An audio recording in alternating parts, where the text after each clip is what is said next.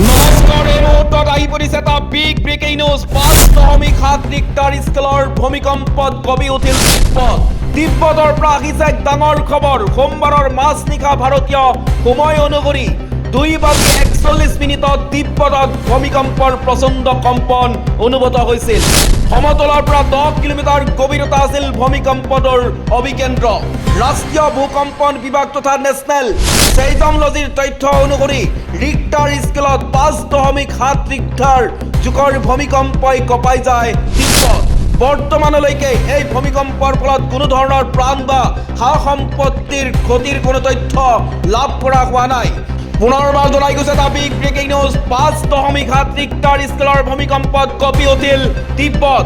তিব্বতৰ পৰা আহিছে এক ডাঙৰ খবৰ। সোমবাৰৰ মাজনিশা ভাৰতীয় সময় অনুসৰি 2:41 তিব্বতত ভূমিকম্পৰ প্ৰচণ্ড কম্পন অনুভূত হৈছিল। সমতলৰ পৰা 10 কিলোমিটাৰ গভীৰতা আছিল ভূমিকম্পটোৰ অভিকেন্দ্ৰ।